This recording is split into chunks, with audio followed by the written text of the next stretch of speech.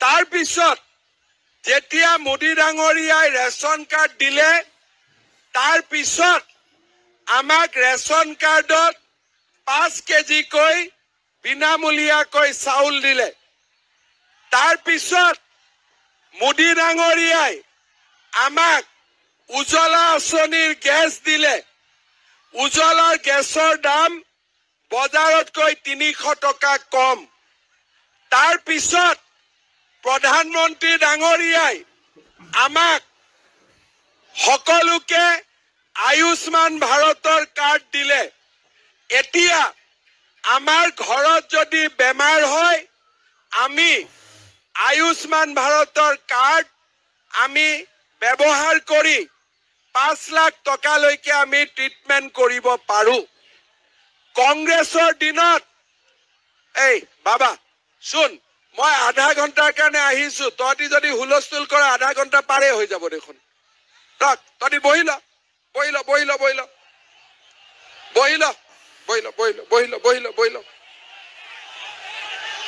Silence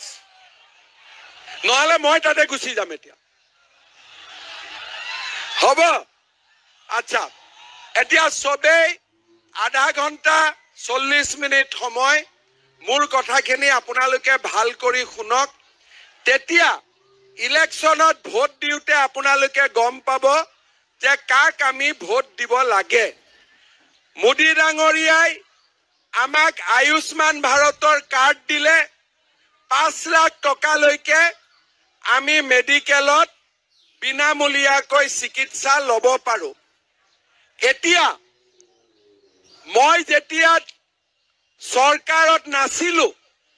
ইলেকশ্যনত যেতিয়া campaigning আছিলে তেতিয়া মই ৰাইজক কৈছিলো যে ৰাইজ কংগ্ৰেছৰ দিনত চৰকাৰী চাকৰি পাবৰ কাৰণে দালালক টকা দিব লাগে অংগনবাদী চাকৰিৰ কাৰণেও দালালক টকা দিব লাগে কিন্তু মই 1 টকাও ঘোষ নোখোৱাকৈ 1 লাখ চৰকাৰী চাকৰি আমাৰ ল'ৰা ছোৱালীক দিম শ্ৰদ্ধা ৰাইজ 3 বছৰ হৈ গল 1 লাখ ল'ৰা ছোৱালীয়ে চৰকাৰী চাকৰি পালে কোনেও 1 টকাও ঘোষ দিয়া নাই ৰিক্সা চালকৰ ল'ৰা ঠেলা চালকৰ ল'ৰা কাম কৰা মহিলাৰ ল'ৰা কৃষকৰ ল'ৰা আজি চৰকাৰী চাকৰি পায় এতিয়া পুলিচত নতুনকৈ জুলাই মাহত ইন্টাৰভিউ হ'ব আৰু নতুনকৈ মই 50,000 চৰকাৰী চাকৰি দিম শ্ৰদ্ধা ৰাইজ 1 লাখ দিয়া হৈ গল 50,000 আৰু চাকৰি দিম কোনে পাব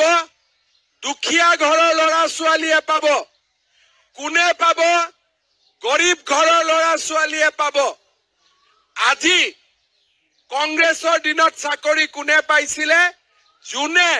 কংগ্ৰেছৰ দালালক টকা দিব পাৰিছিলে এতিয়া চাকৰিৰ কাৰণে দালালক টকা দিব নালাগে চাকৰিৰ কাৰণে দুখীয়া মানুহেও চৰকাৰী চাকৰি বিনা পইচাত পাব পাৰে শ্ৰদ্ধা ৰাইজ আপোনালোকে জানে যেতিয়া মই মুখ্যমন্ত্ৰী হৈছিলো তেতিয়া মই কৈছিলো যে আমাৰ চৰকাৰ যদি আহে আমি অৰুণোদয় আঁচনি আৰম্ভ কৰিম অৰুণোদয় মানে কি কংগ্ৰেছৰ দিনততো কোনেও নামে শুনা নাছিল অৰুণোদয় মই তেতিয়া মানুহক বুজালো যে গৰীব মানুহৰ ঘৰত দুখীয়া মানুহৰ ঘৰত নগদ টকা নাথাকে বেমাৰত পৰিলে টকা নাপায় টিউচনত ল'ৰাক পঠাব টকা নাপায় গতিকে সবৰ ঘৰত মই মাহত 830 টকা বেংকৰ একাউণ্টত জমা দিম চৰকাৰ হল 20 লাখ মহিলাৰ বেংকৰ একাউণ্টত প্ৰথমতে 830 টকা এতিয়া আমি 1250 টকা জমা দিও কিমান মহিলাই পায় 30 লাখ মহিলা এইবাৰ আমি কি কৈছো যে আপোনালোকে যদি বিজেপি চৰকাৰক ভোট দিয়ে আপোনালোকে যদি সুৰেশ বৰাক ভোট দিয়ে বিজেপিৰ চৰকাৰ দিল্লীত দিছপুৰত বিজেপিৰ চৰকাৰ মই ধিং সমষ্টিৰ প্ৰত্যেক ঘৰে ঘৰে অৰুণোদয় আঁচনি দিম এজন দুজন নহয় ধিঙত 55,000 55,000 ঘৰ আছে আৰু এই 55,000 ঘৰৰ আজি 20,000 মানুহে অৰুণোদয় পাই আছে যদি এইবাৰ বিজেপিৰ চৰকাৰ হয় মই আগত যি 20,000 ঘৰত পাই আছিলে তাৰ লগত আৰু 35,000 যোগ কৰি 55,000 পৰিয়ালক মই অৰুণোদয় আঁচনি দিয়াৰ ব্যৱস্থা কৰিম চাকৰি বিনামূলীয়া অৰুণোদয় বিনামূলীয়া মাত্ৰ ৰেশন কাৰ্ড থাকিলেই আমি অৰুণোদয় আঁচনি ঘৰত নিজে নিজে পাই যাম বুজি পালো নে নাই বুজি পালো এতিয়া আপোনালোকে চাওক কংগ্ৰেছক যদি আমি ভোট দিও কংগ্ৰেছে আমাক কি দিব দিল্লীত চৰকাৰ কাৰ মোদী দিছপুৰত চৰকাৰ কাৰ হিমন্ত মামা হয়নে নহয় প্ৰদ্যুৎ বৰদলৈ কি কৰিব প্ৰদ্যুৎ বৰদলৈ মোক কিবা কৰিব পাৰিব দম আছে প্ৰদ্যুৎ বৰদলৈটো ইমান সাহাবী মানুহ গৰীব দুখীয়া মানুহৰ লগতটো বহি চাহ একাপো খাব নোৱাৰে কোনবা প্ৰদ্যুৎ বৰদলৈ ঘৰত আজিলৈকে গৈ পাইছে নেকি কালি আপোনালোকে কব প্ৰদ্যুৎ বৰদলৈক যে আপোনাক ভোট দিম কিন্তু গুৱাহাটীৰ আপোনাৰ ঘৰত বহাই আমাক এসাঁজ ভাত খুৱাব লাগিব পৰীক্ষা ফেল হয়নে দেখিলে সাহেব যেন লাগে নে নাই ইংৰাজীত বেছি কথা কয় নে অসমীয়াত বেছি কথা কয় মই কংগ্ৰেছত থাকোতেতো ইংৰাজীত বেছি কথা কৈছিলে এতিয়া যদি বদলিছে মই কব নোৱাৰো সাহাবী মানুহ ভোট দি কি লাভ হব ভোটটো বেকাৰ যাব গৰু ঘৰত আছে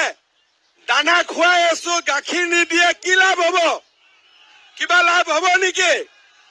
প্ৰদ্যুৎ বৰদলৈক ভোট দিলে কোনো কাম নহব আমিনুল ইছলামক ভোট দিলে ৰাইজৰ কাম নহব কিন্তু মোদীক ভোট দিলে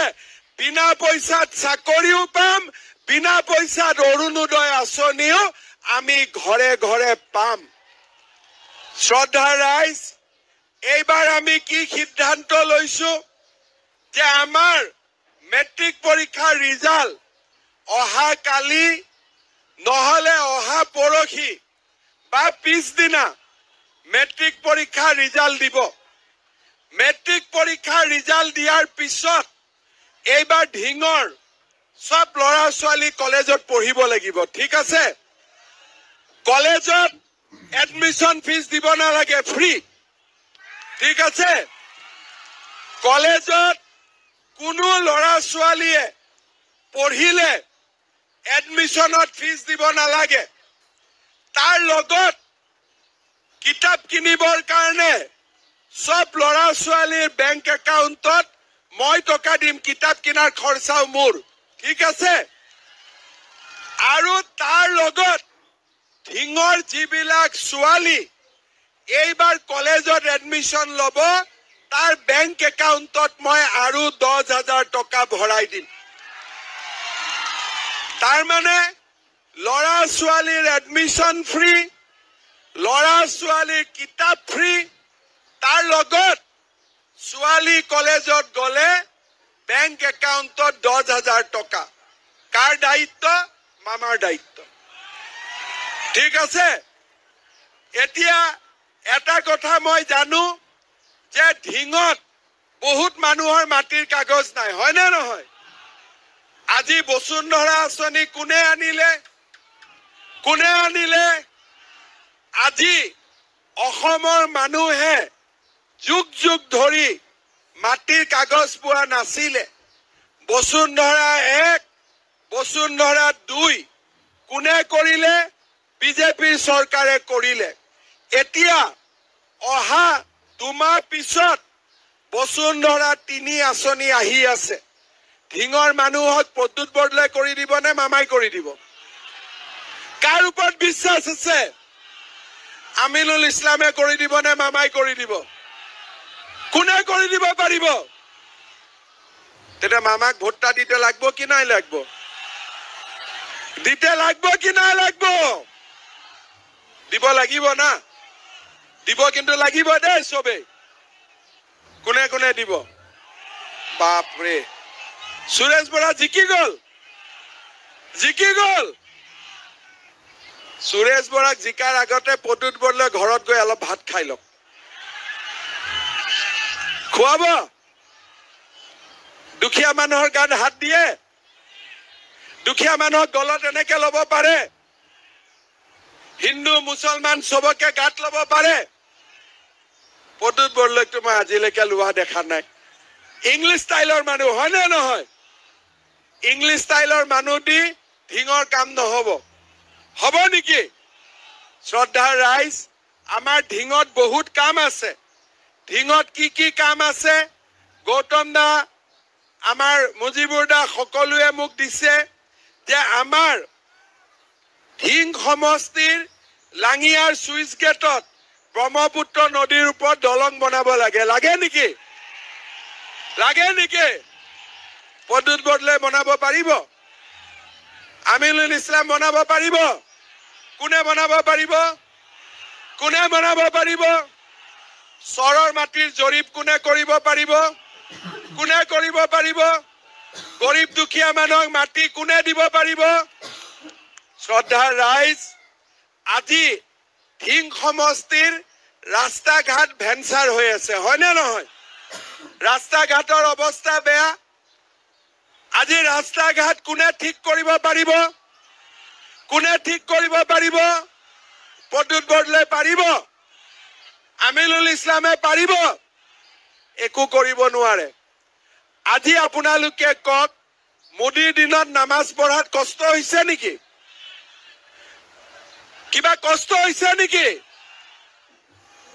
কাবাক জানাজা দিয়াত কষ্ট হৈছে নেকি শুক্ৰবাৰৰ নামাজত কষ্ট হৈছে নেকি তেতিয়ালে কিয় কৈ থাকে যেতিয়া গৰীব দুখীয়া মানুহে চাকৰি পাইছে নে নাই এতিয়া গৰীব দুখীয়া মানুহে চাকৰি পাইছে নে নাই দালাল আগতকৈ কমিছনে নাই অসমত দালাল কমিছনে নাই বিজেপিক ভোট দিব নালাগে বুলি কোনে কয় দালাল বিলাকে কয় কাৰণ দালাল বিলাকে জানে যে মামাৰ সন্মুখত আহিলে থাপ্পৰ পৰিব গাত হয় নে নহয় সেইকাৰণে দালাল বিলাকে মোক বেয়া পায় মই কৈছো ভাই দালালৰ কাম নচলিব এতিয়া অসমত গৰীব দুখীয়া মানুহৰ ৰাজত্ব চলিব লাগিব দুখীয়া মানুহৰ কাম হ'ব লাগিব হয় নে নহয় সেইকাৰণে ৰাইজ এইবাৰ আপোনালোকে বিজেপিক ভোট দিয়ক ঠিক আছে বিজেপিক ভোট দিয়ক সুৰেশ বৰা ভাল মানুহ সুৰেশ বৰাক ভোট দিয়ক চৰকাৰ নৰেন্দ্ৰ মোদীৰ হ'ব আৰু দিছপুৰত বিজেপিৰ চৰকাৰ আছে আৰু 50 বছৰ বিজেপিৰ চৰকাৰ থাকিব 50 বছৰ বিজেপিৰ চৰকাৰ থাকিব আৰু যিবিলাক ইউডিএফে ভোট লয় যিবিলাক কংগ্ৰেছে ভোট লয় জিকাৰ পিছত আকৌ মোৰ ঘৰতে আহি যায় হয় নে নহয় হয় কি নহয় কংগ্ৰেছক ভোট ফায়দা কাৰ হয় বিজেপিৰ ইউডিএফক ভোট ফায়দা কাৰ হয় বিজেপিৰ তাতকৈ ডাইৰেক্টলি সুৰেশ বৰাক ভোট দি দিয়ক হয় না তেতিয়া ডাইৰেক্টলি সুৰেশ বৰাক ভোট দি দিয়ক আৰু সুৰেশ বৰাক ভোট দিলে এই সুৰেশ বৰাই আপোনালোকৰ কাৰণে কাম কৰিব মোদী কি গ্যাৰেণ্টি মামা কি ওয়াৰেণ্টি হ'ব সুৰেশ বৰাই কাম কৰিব किसका गारंटी मोदी का किसका गारंटी किसका वारंटी मोदी का गारंटी मामा की वारंटी ठीक है ना ঠিক কৈছো নহয় মই সকলোৱে দিবনে নাই বিজেপিক ভোট আমাৰ সুইচ গেট মাটি বাৰী দলং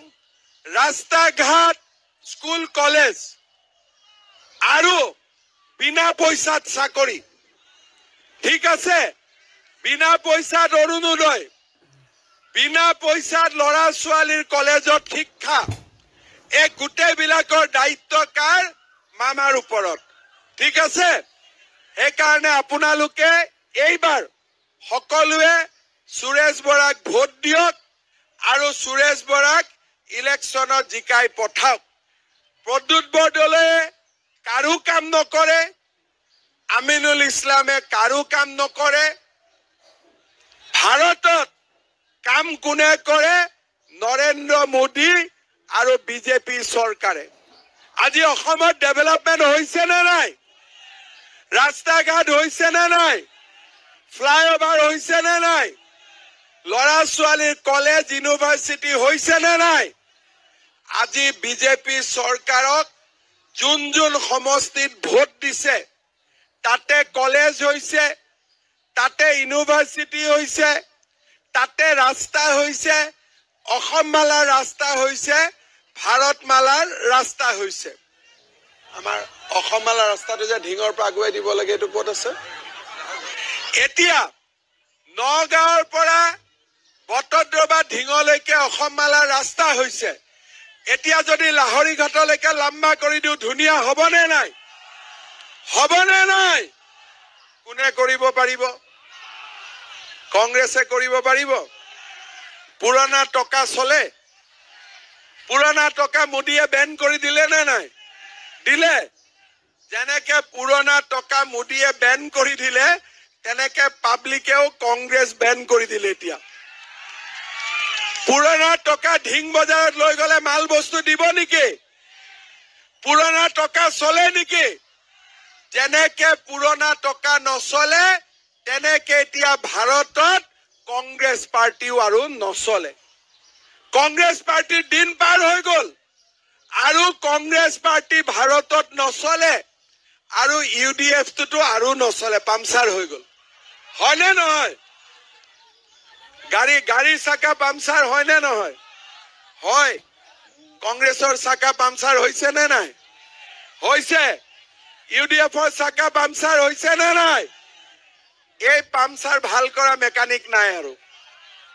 এই পামচাৰ ভাল কৰা মেকানিকৰ চাবি মোৰ হাততে আছিলে এতিয়াতো আৰু নাপাব আৰু এতিয়া কংগ্ৰেছ পাৰ্টিৰ কোনো কাম নাই পাব্লিকৰ কাম নকৰে খালি দালালৰ কাম কৰে আৰু দুখীয়া মানুহক দুখীয়া কৰি ৰাখে দুখীয়া মানুহক সহায় নকৰে বিজেপি চৰকাৰে দুখীয়া মানুহক বিনা পইচাত চাকৰি দিয়ে অৰুণোদয় দিয়ে বিনামূলীয়া ৰেচন দিয়ে উজ্জ্বলা গেছ দিয়ে আয়ুষ্মান ভাৰতৰ কাৰ্ড দিয়ে ল'ৰা ছোৱালীৰ শিক্ষাৰ দায়িত্ব লয় সেইকাৰণে মই ঢিঙৰ ৰাইজক অনুৰোধ কৰিম যে এইবাৰ সকলোৱে ভাৰতীয় জনতা পাৰ্টিক ভোট দিয়ক বাৰে বাৰে কংগ্ৰেছক ভোট দি আছো বাৰে বাৰে ইউডিএফক ভোট দি আছো ঢিং সমষ্টিৰ ডেভেলপমেন্ট হোৱা নাই এইবাৰ টেঙা আমটো বজাৰত বহুত ওলালে এইবাৰ মিঠা আম খাই চাওক ঠিক আছে একবাৰ মিঠা আম খাই চাওক যদি মিঠা আমটো খাই ভাল লাগে আপোনালোকে আগলৈকে গৈ মিঠা আম খাব পাৰিব হয়নে নহয় মই ঢিঙত আকৌ আহিব লাগিব নে নাই ৰাস্তা ঘাট বনাব লাগিব নে নাই লাগিব সুইচ গেট বনাব লাগিব গৰাখহনীয়া ৰখাব লাগিব কংগ্ৰেছৰ দিনত ধানৰ মূল্য কিমান আছিল 600 টকা এতিয়া 2200 টকা হয় নে নহয় সৰিয়হত আজিকালি 5,500 টকা পায় নে নাপায় কংগ্ৰেছৰ দিনত ধানৰ দাম কিয় 600 টকা আছিল 400 কিয় আছিলে 400 মিলৰ মালিকৰ লগত ব্যৱস্থা আছিল এতিয়াতো আমাৰ দিনত নোৱাৰে 2200 টকা দিবই লাগিব হয় নে নহয় আজি ধানৰ দাম কওক, সৰিয়হৰ দাম কওক, গৰীব দুখীয়া মানুহে কাৰ পৰা লাভ পাইছে? বিজেপি চৰকাৰৰ পৰা লাভ পাইছে, হয় নে নহয়?